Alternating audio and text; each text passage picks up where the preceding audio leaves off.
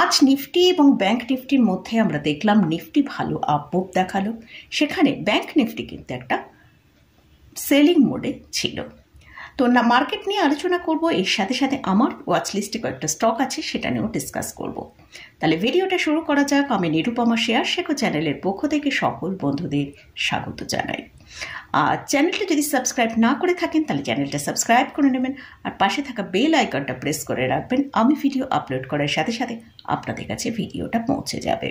ডেসক্রিপশানে আমি আমার টেলিগ্রাম চ্যানেলের লিঙ্ক দিয়ে রাখবো, আপনারা জয়েন করবেন, কারণ আমি সেখানে রেগুলার মার্কেট নিয়ে কিন্তু আলোচনা করি। তো মার্কেটের মধ্যে আমরা কিন্তু একটা ভালো মুভ দেখতে পেয়েছি। তো এটা কেন? ফার্স্ট যে রিজনগুলো রয়েছে সেগুলো আগে ডিসকাস করি। আমরা ওভারঅল যদি গ্লোবাল মার্কেট দেখি, সেখানে কিন্তু একটা গ্লোবাল মার্কেট একটা পজিটিভে ট্রেড করছে। সেকেন্ড হচ্ছে অয়েলের দাম এখন বেশ কিছুটা স্টেবল। থার্ড হচ্ছে এফআইসটা যা সেলিং করছিল সেখান থেকে এখন অনেকটা কমে গেছে, সেখানে তারা বাই করছে এখন। ফোর্থ যে পয়েন্টটা সেটা হচ্ছে ডিআইসরা এখন স্ট্রংলি বাই করছে। ফিফথ পয়েন্ট, আমরা ভালো ভালো যেসব মিড ক্যাপ এবং স্মল ক্যাপ ক্যাটাগরি স্টক আছে যাদের ফান্ডামেন্টাল গুড, সেই সব স্টকের মধ্যে কিন্তু আমরা বাই দেখতে পাচ্ছি।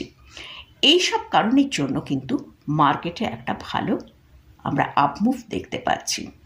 নিফটিতে আমরা যদি দেখি, নিফটি আজকে প্রায় 22,483 লো করে ওপরের দিকে আমরা মুভ দেখেছি 22,629 পর্যন্ত।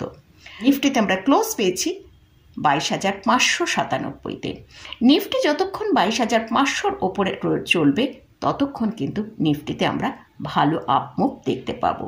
সেটা 22,650 থেকে 700-র মধ্যে। 700-র কাছে একটা রেজিস্ট্যান্স আছে, সেখানে নিফটি রেজিস্ট্যান্স ফেস করতে পারে, অর্থাৎ সেখানে একটা সেলিং আসতে পারে। নিফটি 22,500-কে ব্রেক করে নিচে আসলে নিচের দিকে আমরা 22,450 থেকে 420-র কাছে আসতে পারে। এটা গেল নিফটি নিয়ে আলোচনা করলাম। এবার আসছি ব্যাংক নিফটিতে। ব্যাংক নিফটির আজকে এক্সপায়ারি ছিল এবং সেই জন্য ব্যাংক নিফটিতে আমরা কিন্তু ভালো সেলিং দেখতে পেয়েছি। ব্যাংক নিফটিকে আমরা আজকে দেখেছি যে প্রায় 47,700-র কাছাকাছি পৌঁছে গিয়েছে। ব্যাংক নিফটি তার ইম্পর্টেন্ট যে লেভেল 48,000 তাকে ব্রেক করে নিচের দিকে 40,435 পর্যন্ত আজকে লো দেখিয়েছিল। ক্লোজিং টাইমে আমরা ক্লোজ পেয়েছি 47,781-র কাছে। তো ব্যাংক নিফটির জন্য এখন যেটা স্ট্রং সাপোর্টের কাজ করছে সেটা হচ্ছে 47,450 থেকে 47,500। এই জায়গাটা কিন্তু ব্যাংক নিফটির জন্য খুব স্ট্রং সাপোর্ট। আর যদি ব্যাংক নিফটি 47,850-এর উপর চলতে থাকে, সেক্ষেত্রে আমরা ওপরের দিকে 48,000 এবং 48,050 পর্যন্ত ওপরের দিকের মুভ দেখতে পারি। আর নিচের দিকে যদি কোনো কারণে এই 47,450-কে ব্রেক করে নিচে আসে, সেক্ষেত্রে 47,000-এর কাছাকাছি পৌঁছে যেতে পারি। তো মোটামুটি এটা গেল নিফটি এবং ব্যাংক নিফটি নিয়ে আলোচনা করলাম। এবার আমি আমার ওয়াচ লিস্টে কয়েকটা স্টককে রেখেছি, সেই স্টকগুলো নিয়ে আলোচনা করছি। ফার্স্ট যে স্টকটা নিয়ে আলোচনা করছি, state bank of India.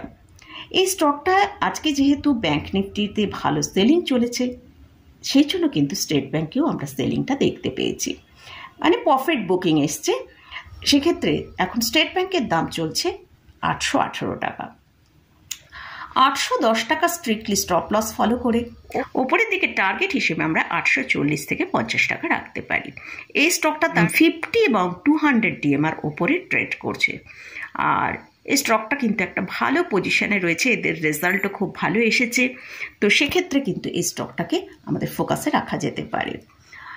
Next যে স্টকটা হচ্ছে সেটা হচ্ছে এইচইএল। এফএমসিজি সেক্টরে আজকে মোটামুটি সব স্টকই আমরা দেখেছি ভালো বাইং এসছে। সেটা ডাবর, আমরা টাটা কনজিউমার, এইচইএল সব স্টকে ভালো বাইং এসছে। এফএমসিজি সেক্টরের মধ্যে আমার মনে হয়েছে এইচইএল স্টকটা কিন্তু একটা ভালো জায়গায় দাঁড়িয়ে আছে। এই স্টকের জন্য যে সাপোর্টটা আমরা দেখতে পাচ্ছি সেটা হচ্ছে 2340 টাকা। এই 2340 টাকা একটা স্ট্রিক্টলি স্টপ লস মেনটেন করে ওপরের দিকে 2450 টাকা পর্যন্ত এইচইএল যেতে পারে। এই স্টকটা তার 50 ডিএমআর ওপরে এখন ট্রেড করছে। বেশ এখানে অনেকটা সেলিং এসেছিল বলে স্টকটা তার 50 ডিএমআর 200 ডিএমআর নিচে চলে গেছিল। তো সেখান থেকে এখন দেখা যাচ্ছে 50 ডিএমআর ওপরে আবার স্টকটা এসেছে। থার্ড যে স্টকটা সেটা জিএমআর এয়ারপোর্ট। এই স্টকটার এখন কারেন্ট প্রাইস চলছে 87-এর কাছাকাছি। তবে এই স্টকের যে স্টপ লসটা সেটা কিন্তু একটু ডিপ। এই যে স্টপ লসটা মেনটেন করতে হবে প্রায় 77 স্টপ লস মেনটেন করে টার্গেট হিসেবে এই স্টকটা পজিশনালি হোল্ড করতে হবে বলে এই স্টকটা অন্তত পক্ষে 3 থেকে 6 মাস হোল্ড করতে হবে। তো এই স্টকের জন্য টার্গেট হচ্ছে 140 টাকা।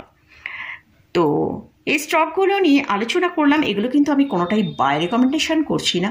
এই স্টকগুলো আমার ওয়াচ লিস্টে রেখেছি এবং কেন রেখেছি সেটা নিয়ে ডিসকাস করলাম। আপনারা যদি এখানে কেউ পজিশন নেন অবশ্যই আপনারা আগে ভালো করে চার্ট বুঝে নিয়ে তারপর পজিশন নেবেন। তো মোটামুটি আজকের মতন ভিডিওটা এখানেই শেষ করছি। ভিডিওটা যদি ভালো লাগে অবশ্যই লাইক করবেন, শেয়ার করবেন, সাবস্ক্রাইব করবেন। ধন্যবাদ।